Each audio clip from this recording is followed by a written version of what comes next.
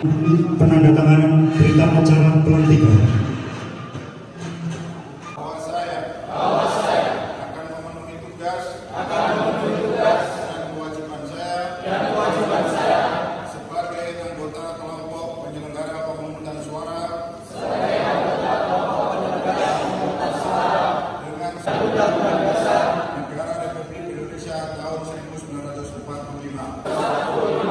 Bahwa saya dalam menjadi adil dan cermat demi suksesnya pemilihan bupati dan wakil bupati, pemilihan tegaknya demokrasi dan keadilan, serta mengutamakan kepentingan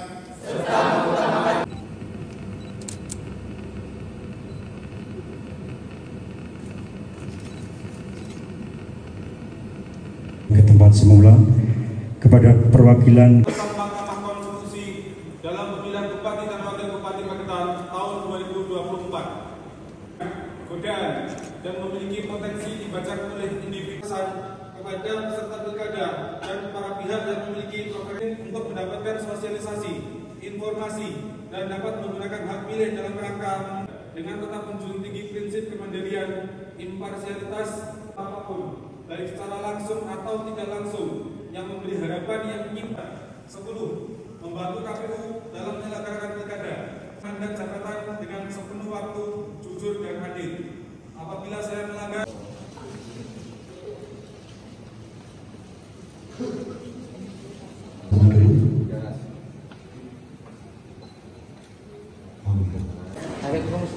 monggo pimpinan komisioner provinsi nanti.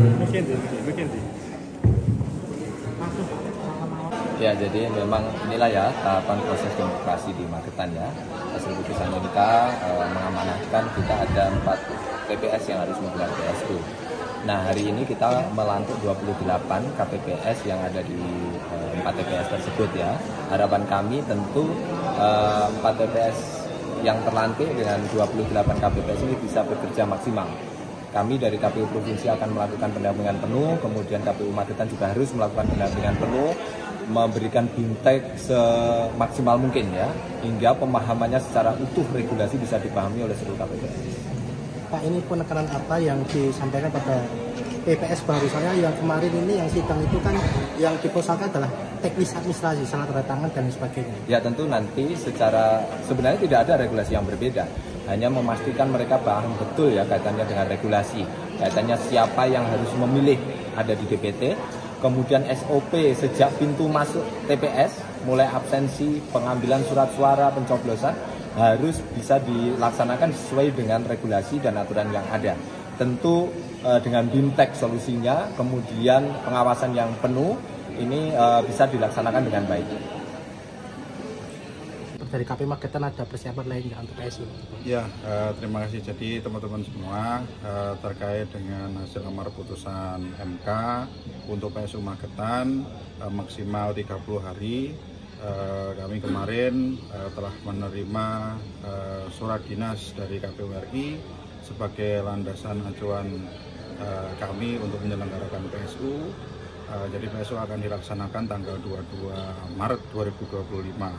Yang sudah kami lakukan, yang pertama kami kemarin sudah melakukan perencanaan anggaran terkait dengan kebutuhan keseluruhan untuk PSU ini dengan total 403 juta rupiah. Kemudian terkait dengan logistik surat suara, seperti kita ketahui bersama, untuk surat suara PSU, khusus PSU ini kemarin saat pencetakan logistik surat suara itu ada logistik khusus PSU itu 2.000 surat suara. Nah, 2.000 logistik surat suara khusus PSU itu setelah kami lakukan sortir lipat terdapat kekurangan 15 surat suara. Nah, kemudian untuk 4 TPS yang diputuskan untuk PSU oleh MK, ini jumlah DPT-nya 2.117 ditambah 2,5%. Jadi kami melakukan pencetakan kekurangan surat suaranya. Jadi kami minggu kemarin sudah melakukan penyelesaian administrasi untuk pengadaan pencetakan kekurangan surat suara, dan insya Allah di minggu ini kita akan naik cetak untuk surat suara di PT Temrina. Ya, di PT Temrina kita kemarin juga sudah berkomunikasi dengan KPU Provinsi Jawa Timur. Nah, setelah itu kemarin di tanggal 7 sampai 9 kita melakukan evaluasi dan penetapan untuk badan ad hoc untuk menyelenggarakan pemilihan suara ulang PSU. Jadi hari ini di tanggal 10 kita lantik 7 kali 4 TPS. Nah, kemudian nanti kita akan melakukan sosialisasi baik itu kepada seluruh stakeholder, kemudian peserta pemilu atau peserta pemilihan, dan juga nanti kita akan adakan sosialisasi di 4 TPS kepada warga masyarakat, stakeholder yang ada di TPS, Toga, Thomas, kita melibatkan juga KPPS yang sudah terlantik. Juga nanti kita akan melakukan bimbingan teknis kepada KPPS yang sekarang ini kita lantik.